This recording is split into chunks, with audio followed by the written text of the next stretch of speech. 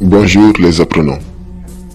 Aujourd'hui, M. Diop revient pour vous donner quelques méthodes d'apprentissage pour réviser et mémoriser efficacement, afin de préparer et d'assurer vos devoirs, ainsi que votre examen qui vous attend à la fin de l'année. M. Diop, bonjour. Comment l'élève doit apprendre afin de réviser et de mémoriser facilement et efficacement les leçons? Est-il possible pour l'élève de parcourir toutes les leçons sans se fatiguer? Bonjour mes vaillants apprenants, soldats du savoir. Bien sûr, il est bel et bien possible de mémoriser toutes vos leçons, de les parcourir. Si seulement vous appliquez ces méthodes de mémorisation que je vais vous donner aujourd'hui, qui seront de toute façon utiles pour toute autre situation de la vie. Le but est d'inciter le cerveau à retenir les informations le plus longtemps au regard de leur valeur et du fait qu'elles méritent d'être apprises et répertoriées dans la mémoire sur le long terme.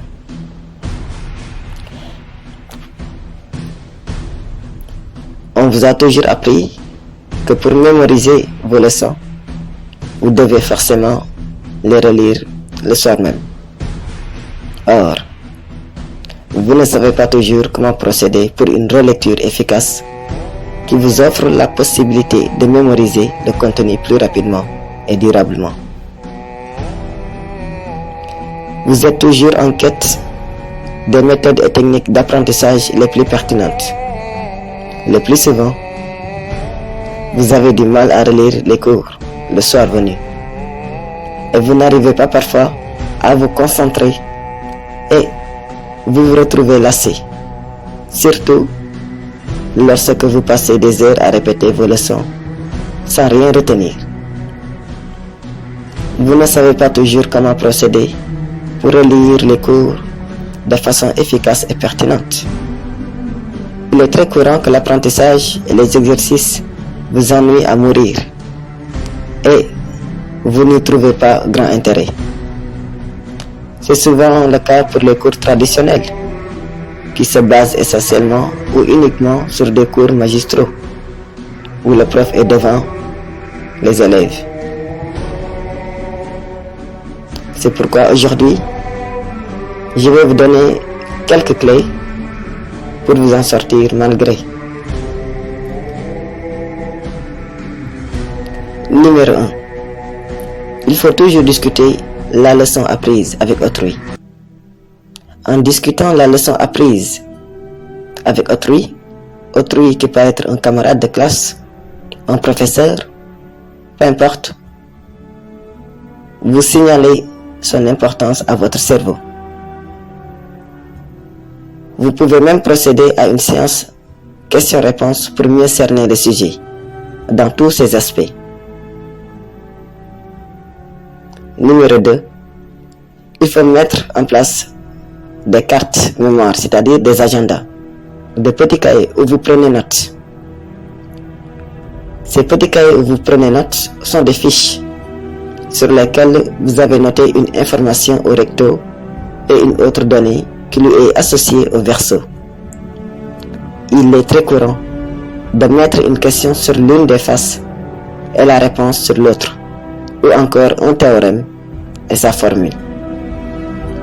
Ces fiches mémoire vous permettent d'accélérer le processus d'apprentissage et de mettre en place un système d'auto-évaluation de plus efficace. De plus, le fait de créer ces fiches est très positif pour retenir les informations. 3. Basez-vous sur l'imagerie mentale et les histoires. La technique de l'imagerie mentale se base sur une association d'une expression à une image pour mieux le retenir. Il est même possible de monter une histoire issue des mots et expressions à apprendre. Une telle méthode peut être utilisée en histoire, en philosophie, en géographie, en SVT, en PC. Cela vous permet de retenir l'information facilement. 4. Utilisez des exemples, des tableaux et des schémas. En tant qu'étudiant, vous avez intérêt à employer vos propres termes pour mémoriser vos cours, car cela vous permet de mieux retenir. Cela est plus aisé pour votre cerveau. Mais avant d'utiliser vos propres expressions, il faut d'abord comprendre l'information et l'illustrer à l'aide de schémas ou même d'exemples. D'ailleurs, certains professeurs utilisent cette méthode.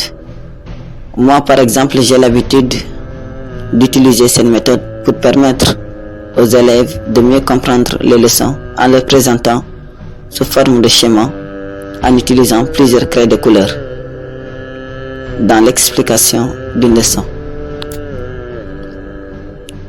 Utilisez plusieurs craies de couleur lorsque vous travaillez avec le tableau ou plusieurs stylos de couleurs différentes, car ces couleurs nombreuses vont vous aider pour égayer le contenu et vous le rendre plus facile, plus attractif, tout en marquant les éléments les plus pertinents. Lorsque vous apprenez la leçon, il faut la personnaliser. Qu'est-ce que cela veut dire? Le processus de lecture ne doit pas être limité à une simple consultation du cours ou une révision hâtive du contenu. Ne vous précipitez jamais lorsque vous lisez une leçon, mais veillez à reprendre l'information de façon personnelle pour qu'elle soit plus facile à comprendre et à digérer.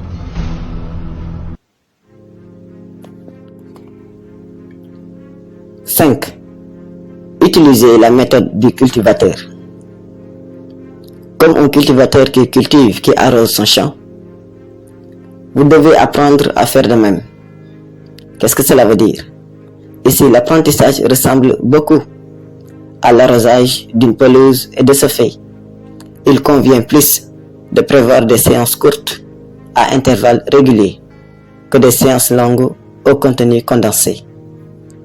Dans le dernier cas, votre cerveau est mobilisé pour un long moment à tel point qu'il ne dispose plus d'énergie pour retenir le contenu. Donc, en tant que neuroscientifique, je pense que le cerveau a une durée d'efficacité optimale pour la rétention d'informations de 25 minutes. Ainsi, chaque 25 minutes, toutes les 25 minutes, il faudrait soit changer d'activité, soit faire une pause.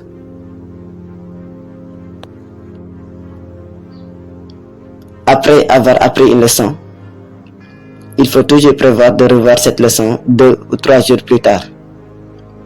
Il est plus efficace de relire le cours 2 ou 3 jours plus tard en vue d'obliger le cerveau à se rappeler et le garder éveillé et actif. Espacer son temps de révision est constitutif d'un meilleur développement des apprentissages. Et enfin, dernière étape, il faut dormir. Il faut beaucoup dormir. Il faut beaucoup dormir pour réussir. Dormir, c'est pour stimuler la mémorisation. Le sommeil est très important pour le candidat, pour l'être humain, car c'est la période durant laquelle le cerveau traite les données reçues au cours de la journée. En tant que neuroscientifique,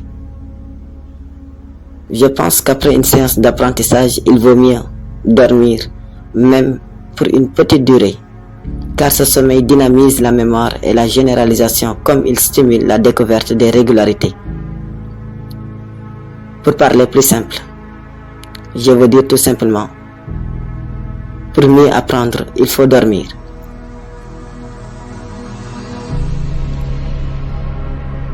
Il est important de se reposer après des séances courtes mais intenses d'apprentissage. C'est comme les sportifs qui a des phases de repos qui sont importantes pour améliorer à moyen et long terme sa performance. Il en va de même lorsque vous apprenez quelque chose, que cela soit dans une formation, que cela soit une leçon de philosophie, d'histoire, de géographie, peu importe, de marketing, de gestion de projet ou de comptabilité. Enfin, il faut toujours savoir qu'une bonne nuit de sommeil avant votre prochain devoir, examen est capital pour arriver au top de sa forme à l'évaluation. La théorie du socio-constructivisme issue des recherches de la psychologie sociale du développement cognitif souligne que l'être humain construit sa connaissance. Ce premier principe peut sembler d'une certaine évidence, mais il met en avant que tout apprentissage d'un individu passe par une activité mentale de réorganisation du système de pensée et de ses connaissances. Donc voilà les quelques méthodes qu'il fallait savoir pour mieux mémoriser et réviser facilement. À la prochaine. Merci infiniment, M. Diop, pour ces conseils. Que Dieu vous bénisse abondamment et bénisse votre sagesse. À la prochaine.